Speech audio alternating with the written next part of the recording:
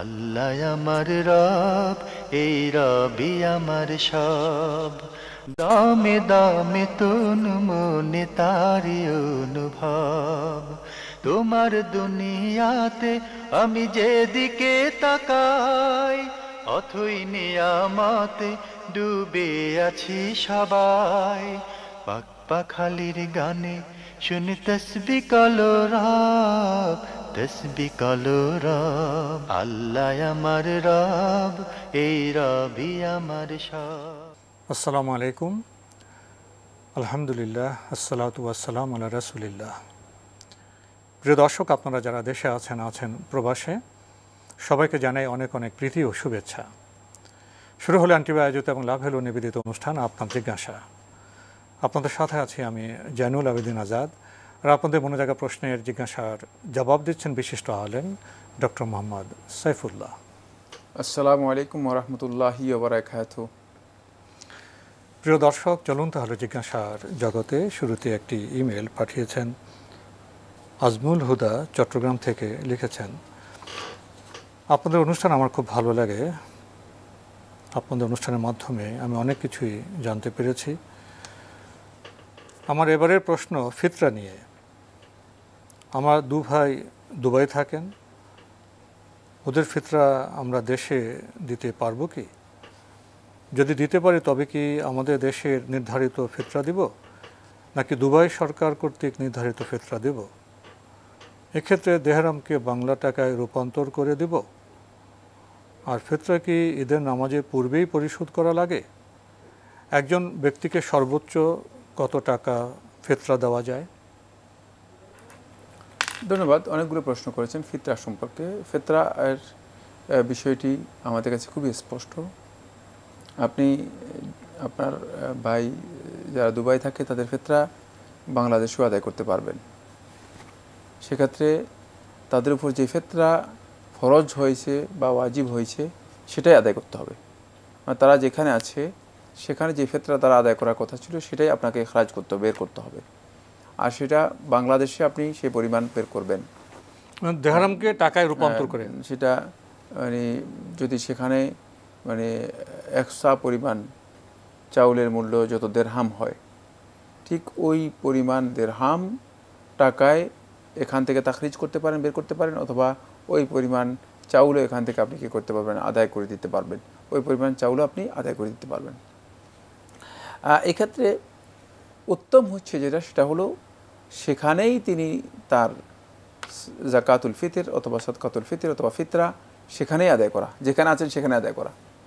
যদি কোনো কারণে সেখানে আদায় করতে তার পক্ষে সম্ভব হচ্ছে না, অথবা সেখানে আদায়ের জন্য তেমন মানে ভিক্ষুক বা অভাবী লোক নেই, এই ক্ষেত্রে শুধুমাত্র উত্তম হচ্ছে যেটা, সেটা হলো বাহিরে আদায় করবেন। কিন্তু যদি সেখানেই আদায় করার স্কোপ থাকে, উত্তম হচ্ছে সেখানে আদায় করা। আর এটাকেই জুমহুর উলামায়ে কেরামগণ তারজিহ দিয়েছেন, প্রাধান্য দিয়েছেন। তিনি যেই ভূখণ্ডে আছেন, যেই দেশে আছেন, সেই দেশেই তিনি তার ফিতরা আদায় করবেন, তার ফিতরা সে দেশে আদায় করবেন। এক্ষেত্রে ফিতরা এর জন্য মানে শর্ত নয় যে একজনের ফিতরা একজনকে দিতে হবে বা একজনকে এত টাকা দিতে হবে। মানে একটা ফিতরা আপনি একাধিক লোকের মধ্যে বন্টন করতে পারেন। মানে সেটা মানে একশা পরিমাণ চাউল দুজনকেও দিতে পারবেন, বা একশা পরিমাণ চাউল একজনকেও দিতে পারবেন। সেক্ষেত্রে এটা আদায়ের জন্য একাধিক লোককেও দিতে পারবেন, একজনকেও দিয়ে দিতে পারবেন, দুইটাই জায়েজ রয়েছে। তবে উত্তম হচ্ছে যদি অভাবী হয় অনেক বেশি, তার মানে পাওনা মানে বাস্তব অবস্থা হচ্ছে এই যে তার কাছে কোনো ধরনের মানে এই দিনের মানে অভাব পূরণের কোনো ব্যবস্থা নাই, সেক্ষেত্রে এক ব্যক্তিকেই অন্তপক্ষে স্বাবলম্বী হতে পারে, সেজন্য একজনের পরিপূর্ণ ফিতরা তাকে দিয়ে দেয়া, যাতে করে সে আজকের দিনে অন্তপক্ষে খেতে পারে। একজন অভাবী ব্যক্তিকে কি দুই তিনজনের ফিতরা দেওয়া যাবে? হ্যাঁ, যদি মানে প্রয়োজন থাকে তাহলে দিতে পারবেন, দুই তিনজনেরও দিতে পারবেন। কিন্তু যদি দেখা যায় যে ফকিরের সংখ্যা এত বেশি যে তিনি দুই তিনজনকে দিয়ে দিবেন, সেখানে ইনসাফ করতে হবে। সেখানে ফকিরদের সংখ্যা যদি বেশি হয়ে থাকে, একজনকে আপনি দিয়ে দিলেন সব, আর বাকিরা দেখা যায় আপনার দিকে তাকিয়ে থাকলো, মাহরুম হলো, এমনটি করা জায়েজ হবে না। সেক্ষেত্রে যারা অভাবী যারা আছে, অভাবীদের মধ্যে ন্যায়সঙ্গতভাবে বিতরণ করবে। একজনকে দিয়ে দিলেন সব, আর বাকিদেরকে বললেন যে 2 টাকা করে দিয়ে দিলেন, ন্যায়সঙ্গতভাবে না, এটা হবে না। আরেকটি প্রশ্ন করেছেন ফিতরা কি ঈদের নামাজের পূর্বেই পরিশোধ করা লাগে? হ্যাঁ, ঈদের সালাতের আগে আদায় করাটাই হচ্ছে বিধান। ঈদের সালাতের পরে আদায় করলে সেটি ফিতরা হিসেবে আদায় হবে না। সাদাকাতু মিনা সাদাকাত, রাসূলুল্লাহ সাল্লাল্লাহু আলাইহি ওয়াসাল্লাম বলেছেন যে এটা মানে সাধারণ সদকায় পরিণত হয়ে যাবে। ফিতরা যে সদকা রয়েছে সদকাতুল ফিতর হবে না, বরং সাধারণ সদকা হয়ে যাবে। তাই ঈদের সালাতের আগে আদায় করতে হবে, অন্যথায় এটা সদকাতুল ফিতর হিসেবে আদায় হবে না। আমরা খুবই গুরুত্বপূর্ণ বিষয়ে অবগত হলাম প্রিয় দর্শক। আমাদের হাতে আরও একটি ইমেল পাঠিয়েছেন মুসা রাতুল, ঢাকা থেকে বলছেন, লিখেছেন, আমি বিশ্ববিদ্যালয়ে ভর্তি হয়েছি। বিশ্ববিদ্যালয়ে ছেলে মেয়ে একসাথে শ্রেণীকক্ষে পাঠদান গ্রহণ করে থাকি। এখন আমি একটা মেয়ের প্রতি দুর্বল হয়ে গেছি। আমি জানি এটি ইসলামে গর্হিত এবং নিন্দনীয় কাজ, কিন্তু আমি অনেক চেষ্টা করেও নিজেকে মুক্ত করতে পারছি না। এখন এক্ষেত্রে পরিত্রাণের উপায় কি? আমার কি করা উচিত? কিভাবে এর থেকে দূরে থাকতে পারবো? ধন্যবাদ। আপনি যে প্রশ্ন করেছেন, মানে এর থেকে বাঁচার উপায় একটাই, সেটা হচ্ছে যে হারাম কাজের ব্যাপারে আপনার মধ্যে অপরাধবোধ জাগ্রত হতে হবে। যে কাজটি আপনি করছেন সেই অপরাধটুকু আপনার অন্তরের মধ্যে পরিপূর্ণরূপে আনতে হবে। আর যথাসম্ভব আপনি মানে এই পরিবেশটাকে এড়িয়ে যাওয়ার জন্য চেষ্টা করুন।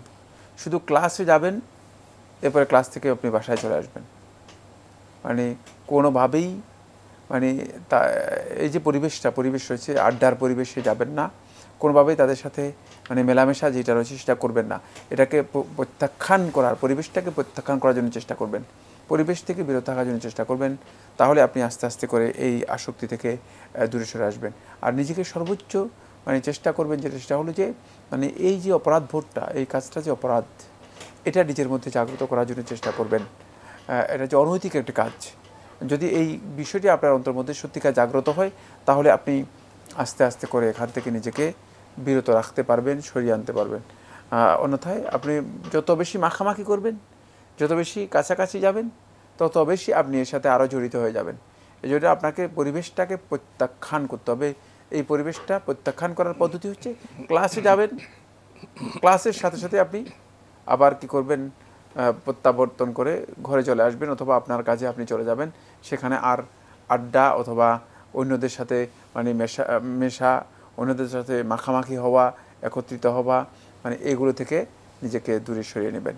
তাহলে দেখবেন যে আপনি ইনশাআল্লাহ তাআলা এই মানে অবস্থা থেকে নিজেকে দূরে রাখতে পারছেন। উনি এখানে খুব গুরুত্ব দিয়ে যে বিষয়টি উল্লেখ করেছেন, শ্রেণীকক্ষ। ভাই, শ্রেণীকক্ষে তো পাঠদান করা হয়, আমরাও তো বিশ্ববিদ্যালয়ের অঙ্গন পেরিয়ে এসেছি। তো শ্রেণীকক্ষে শিক্ষক থাকেন, ছাত্রছাত্রীরা থাকেন, শ্রেণীকক্ষে খুব বেশি সমস্যা হয় না। সমস্যা কোথায় হয়? শ্রেণীকক্ষ থেকে বেরিয়ে বটতলায়, আমতলায় বসা, ক্যাফেটেরিয়া যাওয়া।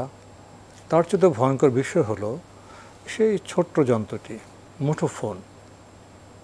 সকাল নাই, সন্ধ্যা নাই, রাত নাই, এগুলি বোধহয় আমাদের বিপথে নিয়ে যায়। শ্রেণীকক্ষ খুব বেশি সমস্যা সৃষ্টি করতে পারে না। সেখানে আশেপাশে ছেলেরা থাকে, মেয়েরা থাকে, শিক্ষক থাকেন। ওই যে বিষয়গুলো যদি আপনি আন্তরিক হন, বিয়ের আগে এই যে অবাধ সম্পর্ক এটা যেদিকে নিয়ে যায়, নিশ্চয়ই আপনার সময় নষ্ট হচ্ছে, আপনার মানসিক শান্তি নষ্ট হচ্ছে, লেখাপড়ায় আপনার সংকট সৃষ্টি হচ্ছে, পারিবারিকভাবে আপনি দায়িত্ব পালন করতে পারছেন না, অর্থাৎ সময়ের সদ্ভাবে আপনি সক্ষম হচ্ছেন এই বিষয়টি। এই জন্য শুধু শ্রেণীকক্ষ পাঠদান দায়ী নয়, ওই যে বিষয়টি ক্যাফেটেরিয়া যাওয়া, আমতলা জামতলায় বসা, আর যে ডিভাইসটি টেলিফোনটি ব্যবহার করেন, সেসব ক্ষেত্রে একটু আপনি সংযমী হন, আশা করা যায় আপনার সংকট অনেকটাই কেটে যাবে। প্রিয় দর্শক, আমাদের হাতে আরও একটি ইমেল পাঠিয়েছেন উম্মে সালমা, লিখেছেন ব্রাহ্মণবাড়িয়া থেকে। লিখেছেন, আমি বিবাহিত, আমার মেয়ের বয়স 4 মাস। আমি প্রতি রমজানে পবিত্র কোরআন শরীফ একবার খতম দেওয়ার চেষ্টা করি। এই রমজানে মেয়েকে কোলে নিয়ে বসে বসে পবিত্র কোরআন শরীফ পড়ে খতম দেওয়া আমার পক্ষে কঠিন হয়ে পড়েছে। তাই আমি ইন্টারনেট থেকে পবিত্র কোরআনের সবগুলো সূরা ডাউনলোড করে পড়ি। আমি জানতে চাই, বর্তমানে ইউটিউবে পারা বাই পারা পবিত্র কোরআনের ভিডিও পাওয়া যায়। এভাবে মোবাইল দেখে দেখে প্রতিদিন 1 থেকে 2 পারা কোরআন পড়ে শেষ করলে আমার কি কোরআন শরীফ খতম দেওয়া জায়েজ হবে? যদি আপনি পড়ে যদি শেষ করেন অবশ্যই খতম হবে, কোনো সন্দেহ নেই, অবশ্যই খতম হবে। কিন্তু আমি মানে আপনার বক্তব্য থেকে যেটা মানে আন্দাজ করেছি, কারণ অনেকেই এখান থেকে এই মানে অর্থ নিতে পারেন যে মানে আমি ডাউনলোড করলাম, পড়ার কাজ। ডাউনলোড তো একটা কাজ, জি জি, ওটা তো পড়া হয় না। ডাউনলোডের মাধ্যমে পড়া হবে না। আর ভিডিওটা দেখলেন না, ভিডিওর মাধ্যমে পড়া হবে না। দেখে পড়ে তাহলে আপনার এই পড়ার মাধ্যমে আপনার খতম হবে, কোনো সন্দেহ নেই। আমাদের হাতে একটি ইমেল, এটি পাঠিয়েছেন অপসরা স্বপ্নীল। লিখেছেন, দরুদে হাজারির কবরবাসীর উপর ফজিলত কি সহি হাদিস দ্বারা সমর্থিত? না, দরুদে হাজারি রাসূলুল্লাহ সাল্লাল্লাহু আলাইহি ওয়াসাল্লামের কোনো সহিহ হাদিসের মাধ্যমে সাব্যস্ত হয়নি। সুতরাং যে সমস্ত বন্ধুগণ দরুদে হাজারি পড়ছেন, দরুদে হাজারি চর্চা করছেন, ওজিফা হিসেবে মনে করছেন, এই কাজটি সুন্নাহসম্মত নয়, বরং এটি একটি বেদাতি কাজ। খবরদার এগুলো থেকে মানে ফিরে আসতে হবে। দরুদের বিষয়টি রাসূলুল্লাহ সাল্লাল্লাহু আলাইহি ওয়াসাল্লাম সুন্নাহ দ্বারা যেটা সাব্যস্ত হয়েছে সেটাকে গ্রহণ করার জন্য চেষ্টা করুন। হাদিসের মধ্যে যে দরুদগুলো আসছে সেগুলোকে গ্রহণ করার জন্য চেষ্টা করুন। তাই দরুদে হাজারি এর ফজিলত কবরবাসীর উপর সাব্যস্ত হওয়ার প্রশ্নই আসে না, যেহেতু দরুদে হাজারিই সাব্যস্ত হয়নি, এর ফজিলত সাব্যস্ত হবে কোত্থেকে?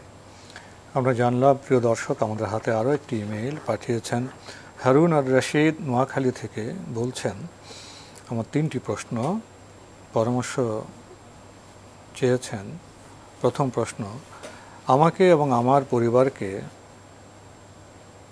বিভিন্ন বালা মুসিবত থেকে আল্লাহ যেন হেফাজত করেন, সেই জন্য সদকা হিসেবে মাঝে মধ্যে আমি ছাগল সদকা করে থাকি।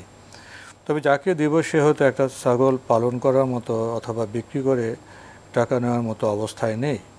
সেক্ষেত্রে আমি ছাগলটা ক্রয় করে হাসিল পরিশোধ করে পুনরায় বিক্রি করে সেই টাকাটাই সদকা হিসেবে দিয়ে দিই।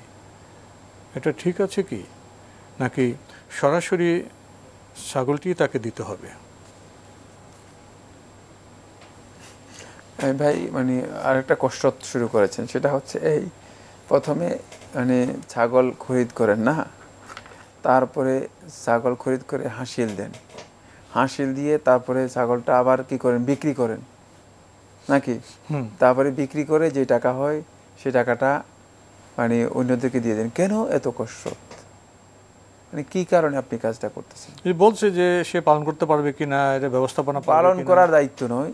ছাগল যদি সদকা করতে চান, সেটা হচ্ছে ছাগলটা আল্লাহর সন্তুষ্টির জন্য জবে করে দেবেন, জবে করে দিয়ে গোশতগুলো ফকির মিসকিনদের মধ্যে বন্টন করে দেবেন। এটাই হচ্ছে বিধান, এটাই হচ্ছে বিধান।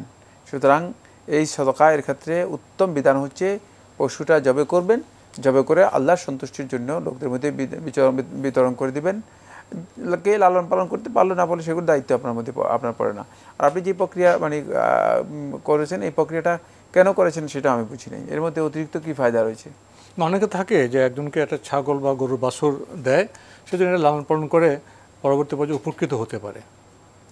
না, সেটা যদি হয় তাহলে তিনি তাকে মানে একটা ছাগল মানে তাকে মানে খরিদ করে দিয়ে দিতে পারেন। খরিদ করে দিয়ে সে বলছে খরিদ করে যদি সে লালন পালনের ব্যবস্থাপনার সামর্থ্য না থাকে, তো তার সামর্থ্য নিয়ে তাকে আপনি তাহলে সেভাবে দিবেন। সেই সামর্থ্য না থাকলে তাকে আর্থিক সহযোগিতা করতে পারে, একই কথাই। তাকে সমস্যা ফেলবেন। এখানে আবার এই ধরনের মানে প্রক্রিয়া না, এই প্রক্রিয়া যেটা করেছেন এটা মানে এই ধরনের কোনো প্রক্রিয়া বা এই ধরনের কোনো, এটাকে কি বলা যেতে পারে, কূটকৌশল আমি বলতে পারি। মানে এটা জটিল, এটা কঠিন না, স্পষ্ট। যদি আপনি মনে করেন যে এই জটিল সৎকার করবেন, কাউকে সৎকার আপনার একটা জবাই করে দিয়ে দিতে পারেন। আরেকটা হলো তিনি লালন পালন করে ভবিষ্যতে আরো ভালো ফল পাবেন, সে সামর্থ্য থাকে তার ছাগল দান করে দিতে পারেন। আর যদি তার সামর্থ্য না থাকে তাহলে তাকে আপনি অর্থ দিয়ে দেন, টাকা সদকা, যার জন্য যেটা উপযুক্ত তাকে তাই দিয়ে দিবেন। না, যদি ছাগল সদকা যেটাকে বলা হয় তাকে, সেটা হচ্ছে লিল্লাহ, ছাগল জবে করে বিতরণ করে দেওয়া, এটা হচ্ছে বিধান। ভালো করে জেনে নেওয়ার জন্য চেষ্টা করুন। জি, আরও লিখেছেন, এখন আরও কয়েকটা ছাগল সদকা দেওয়ার নিয়ত করা আছে, কিন্তু করোনা পরিস্থিতির কারণে পশু বাজারে যেতে পারছি না। সেক্ষেত্রে প্রতিটি ছাগলের নির্দিষ্ট মূল্য ধরে সেই টাকাটা দেওয়া যাবে কি? ধন্যবাদ আপনাকে। না, আপনি টাকা যদি সদকা করতে চান তাহলে আপনি টাকা সদকা করে দিতে পারবেন। টাকা সদকা করাটা যায়, সহজ বিষয়, তো সহজ বিষয়, খুবই সহজ। কিন্তু টাকা সদকা করার মাধ্যমে আপনার ছাগল যে সদকা করার বিষয়টি সেটি সাব্যস্ত হবে না বা সেই ফজিলত আপনি পাবেন না।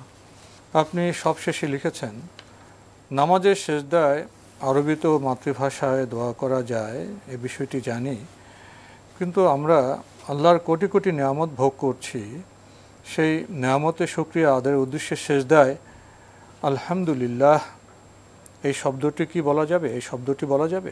সিজদার মধ্যে আলহামদুলিল্লাহ বলবেন কি জন্য? ওই যে সিজদার মধ্যে দোয়ার কথা বলা হয়েছে। আল্লাহ নিয়ামত ভোগ করছেন না, আলহামদুলিল্লাহ তো আমরা সালাতের মধ্যে আদায় করছি, আলহামদুলিল্লাহ রাব্বিল আলামিন। সূরা ফাতিহা নিয়ামতের মানে শুকরিয়ার শুরুই তো হচ্ছে আলহামদুলিল্লাহ দিয়ে। সুতরাং আর প্রশ্নই আসে না, আপনি তাহলে সালাতকে বুঝেন নাই, সালাতের ইবাদতও বুঝেন নাই, মানে মানে খাহেশ মতো কোনো ইবাদত হয় না। ইবাদতের শৃঙ্খলা রয়েছে, ইবাদতের পদ্ধতি রয়েছে, এটা তরিকা দিয়েছেন মুহাম্মদ রাসূলুল্লাহ সাল্লাল্লাহু আলাইহি ওয়াসাল্লাম, সেই তরিকায় হবে। যেখানে দোয়া করতে বলা হয়েছে সেখানে দোয়া করবেন, যেখানে যে তাসবিহর কথা বলা হয়েছে সেখানে সেই তাসবিহ করবেন। এখানে যে শৃঙ্খলা বা যে সুন্নাহ দেওয়া হয়েছে সেই সুন্নাহ অনুসরণ করুন, এটাই হচ্ছে বিধান। এবারের ইমেলটি পাঠিয়েছেন মোহাম্মদ ইমতিয়াজ, লিখেছেন, গত বছর আমার অ্যাকাউন্টে 1 লক্ষ টাকা ছিল, তখন আমি 2,500 টাকা জাকাত দিয়েছি।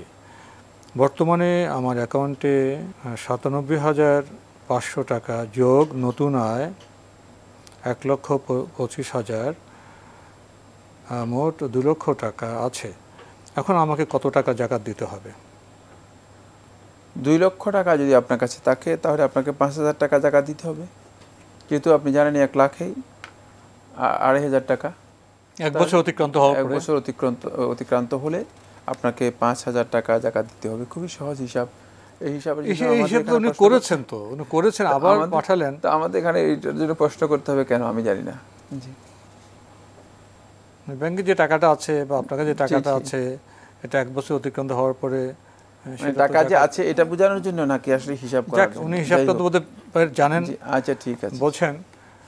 মাঝে মাঝে আমরা অনেক সময় প্রশ্নের ধাঁধায় পড়ে যাই। জি জি, সহজ প্রশ্ন আমাদেরকে করুন ভাই, আমরা সহজ মানুষ, তাহলে আমাদের সময়ও বেঁচে যাবে, জবাবটা বোধহয় আরও সুন্দর হবে। আমাদের হাতে একগুচ্ছ প্রশ্ন এক ভাই পাঠিয়েছিলেন, অনেক কষ্ট করে সুন্দর করে। আমরা ধীরে ধীরে তার প্রশ্নগুলো পড়ার চেষ্টা করছি। ভাইয়ের এই পরিশ্রমের জন্য অনেক ধন্যবাদ। আপনার আজকের প্রশ্ন হলো, আমার ফজর নামাজ কাজা হয়েছে, বিভিন্ন কারণে আমার ফজর পড়া হয়নি। এখন জোহরের সময় চলে এসেছে, অফিস মসজিদে যাই, দেখি সেখানে সবাই ওয়েট করছে নামাজের জন্য, ইমাম নেই। আমাকে ইমামতি করতে বলা, ইমামতি করি, অথচ আমার প্রথমে ফজর কাজা করে এরপর জোহর পড়া দরকার ছিল। এমন পরিস্থিতিতে আমার করণীয় কি? ধন্যবাদ এই ভাইকে। ফজরের সালাত কাজা হয়ে গিয়েছে ইচ্ছাকৃতভাবে বা অনিচ্ছাকৃতভাবে, কিন্তু মসজিদে গিয়ে দেখেছেন যে আপনাকে জোহরের সালাত আদায় করতে বলেছে, ইমামতি করেছেন, আপনার জন্য জায়েজ আছে, আপনি জোহরের সালাত ইমামতি করে আদায় করতে পারবেন। কিন্তু উত্তম ছিল যেটা, সেটা হচ্ছে মানে আপনি ফজরের সালাত আগে আদায় করে নেওয়া। এখানে কি আপনার এই ফজরের সালাতের ব্যাপারে দায়িত্বহীনতা, অলসতা বোঝা যায়নি? কারণ ফজর তো কখন হয়েছে, জোহর কখন হয়েছে, দুইয়ের মধ্যে বিশাল একটা টাইম আপনি মানে ইচ্ছাকৃতভাবে বিধানটা লঙ্ঘন করেছেন। আপনি কি একটু বুঝেননি যে আল্লাহ রাব্বুল আলামিনের নাফরমানি কাকে বলে? এটা যে কত ভয়ঙ্কর। কারণ এই সময়ের মধ্যে যদি আপনার মৃত্যু হয়ে যেত, শেখ মোহাম্মদ ইবনে সালেহ আল উসাইমিন রহমতুল্লাহ বলেন, তাহলে আপনার মৃত্যু কুফরি অবস্থায় হয়ে যেত। কারণ আপনি ইচ্ছাকৃতভাবে সালাত লঙ্ঘন করে এরপরে সালাতকে উপেক্ষা করে যাচ্ছেন। সুতরাং খুবই ভয়ঙ্কর বিষয়। খুব ভালো করে উপলব্ধি করার জন্য চেষ্টা করুন, খুব ভালো করে চেষ্টা করুন। তাই এই কাজটি আপনার মানে খুব বড় ধরনের ভুল হয়েছে। যখনই কোনো কারণে কারো কোনো সালাত ছুটে যায় অথবা তিনি আদায় করতে না পারেন, তাৎক্ষণিকভাবে তিনি সেই সালাত আদায় করে নেবেন, অপেক্ষা করবেন না যে মানে পরবর্তী সালাতের জন্য অপেক্ষা করবেন। এই কাজটা না করার কারণে আপনি এই ধরনের একটা সমস্যার মধ্যে পড়ে গিয়েছেন। জি, আপনি আরও লিখেছেন, আমার নানা মৃত্যুর পূর্বে তার যাবতীয় সম্পত্তি নানির নামে দিয়ে যান। নানি এই সম্পদ সন্তানদের নামে লিখে দিয়েছেন। 2 মামা চাপ প্রয়োগে বেশি সম্পদ নিয়েছেন। অন্য 3 মামা ও আমার মায়ের প্রাপ্ত সম্পদ সমান। প্রাপ্ত জমিতে ফ্ল্যাট ও মার্কেট নির্মাণ হয়েছে। প্রশ্ন হচ্ছে, আমার মায়ের পাওয়া সম্পদ হালাল হয়েছে কি? যদি না হয় তাহলে বর্তমান প্রেক্ষাপটে এটার সমাধান কিভাবে হতে পারে? নানি এখনো বেঁচে আছেন। আপনার নানি যে কাজটি করেছেন তিনি শরিয়াসম্মত বা শরিয়া নির্দেশনার যে কাজটি করেননি, তিনি বেঁচে আছেন। ওয়াজিব হচ্ছে তার এটাকে রিভিউ করা অথবা মানে রিডিস্ট্রিবিউশনে যাওয়া, কারণ এটা শরিয়ার নির্দেশনার বাইরে তিনি এই কাজটি করেছেন, যথার্থ হয়নি, সঠিক হয়নি এই কাজটি। আপনার নানাও ঠিক এই ধরনের একটি কাজ করেছেন, মানে দুজনেই আল্লাহ রাব্বুল আলামিনের নির্দেশনাকে লঙ্ঘন করেছেন। আল্লাহ তাআলা হেদায়েত দান করুন, কেন করেছেন সেটা আমরা জানি না। আর এক্ষেত্রে মানে সন্তানদের মধ্যে মানে এটাকে তারতম্য করা, কাউকে কম দেয়া, কাউকে বেশি দেয়া, এই কাজটিও কিন্তু আদলের পরিপন্থী। এটা আরেক প্রকার জুলম। এখন তো আরো সংকট হয়ে গেছে। জি, ওই প্রাপ্ত জমিতে আবার ফ্ল্যাট, বাড়ি, মার্কেট নির্মাণ হয়ে গেছে, কিন্তু এটা অনেকটা বেশ বড় একটা স্থাপনা বড় হয়ে গেছে। অ্যাসেট হতে পারে। জি, সেক্ষেত্রে মানে আসলেই যে কাজটি হয়ে গিয়েছে সেটা হচ্ছে যে মানে এই যে প্রক্রিয়ায় গিয়েছে, প্রক্রিয়াটি পরিপূর্ণরূপে ভুল হয়েছে। এক্ষেত্রে আপনার মা এর জন্য দায়ী হবে না। তিনি যেই সম্পদের মালিকানা লাভ করেছেন তার এই মালিকানা পদ্ধতি বৈধ, তবে আপনার নানি এর জন্য অবশ্যই গুনাহগার হবেন। মালিক তো ঠিকই আছে, কিন্তু উনি যে সম্পদ যেভাবে বন্টন করেছেন সে তো ঠিক হয় না। আমি তো জীবিত অবস্থায় বন্টন করতে পারনো না। না, এই পদ্ধতির মধ্যে জুলম রয়েছে। জি, তো আজকে আমাদের এখানে শেষ করতে হচ্ছে। আপনাকে অনেক ধন্যবাদ। আপনাকে অশেষ ধন্যবাদ। প্রিয় দর্শক, আমরা দেখছিলাম এনটিভি আয়োজিত এবং লাভ হলো নিবেদিত অনুষ্ঠান আপনার জিজ্ঞাসা। আমাদের অনুষ্ঠান আপনারা এনটিভি অনলাইনেও দেখতে পারবেন। ভিজিট করুন www.ntvbd.com। এছাড়া ইউটিউবে এবং আমাদের ভেরিফাইড ফেসবুক পেজে অনুষ্ঠান দেখতে পারবেন। সম্পদ তো খুবই প্রয়োজনীয় বিষয়। সম্পদ আবার বিপদের কারণও হয়ে দাঁড়ায়। আসলে জ্ঞানই বোধহয় মুক্তির উপায়। বিশেষ করে আমরা যখন বৃদ্ধ হই, বড় হই, তখন সম্পদের চিন্তা আমাদের পেয়ে বসে। সম্পদ নিয়ে কি করব, এবং যারা আমাদের পরবর্তী প্রজন্ম তাদের নিয়ে আমরা চিন্তা করি। এক্ষেত্রে যে আমাদের যিনি সবচেয়ে শ্রেষ্ঠ অভিভাবক আল্লাহ বিধান দিয়ে গেছেন, আমাদের বিপদ মুক্তির ব্যবস্থা রেখে গেছেন, সেগুলো সম্পর্কে না জানার কারণে বোধহয় আমরা ভুল সিদ্ধান্ত নেই, ভুল পদক্ষেপ নেই। এরপরে ভুলের পরিণতিতে ভুল এবং সেটাতে জড়িয়ে যায় পরবর্তী প্রজন্ম। এগুলো ভাবার বিষয় আছে। খুবই গুরুত্বপূর্ণ বিষয় সম্পদ জীবনের জন্য, বন্টনের জন্য। তাহলে কি আমরা জানবো না সম্পদ বন্টনের পদ্ধতি কেমন? আসুন আমরা জানি এবং নিজেরা ভালো থাকি এবং আমাদের পরবর্তী প্রজন্মকেও আমরা ভালো রাখি। চিঠি লিখুন, প্রশ্ন পাঠান আমাদের ঠিকানায়। পরিচালক আপনার জিজ্ঞাসা, এনটিভি, বিএসসি ভবন, 7ম তলা, 102 কাজী নজরুল ইসলাম এভিনিউ, কারওয়ান বাজার, ঢাকা 1215। আপনারা ইমেলও করতে পারেন। আমাদের ইমেল অ্যাড্রেস আপনার জিজ্ঞাসা @ntvbd.com। প্রিয় দর্শক, মহান আল্লাহ আমাদের সবাইকে নিরাপদে রাখুন শান্তিতে। আসসালামু আলাইকুম। আল্লাহ আমার রব, এই রবি আমার সব, দামে দামে তুন মনে তারি অনুভব। আল্লাহ আমার রব, এই রবি আমার সব।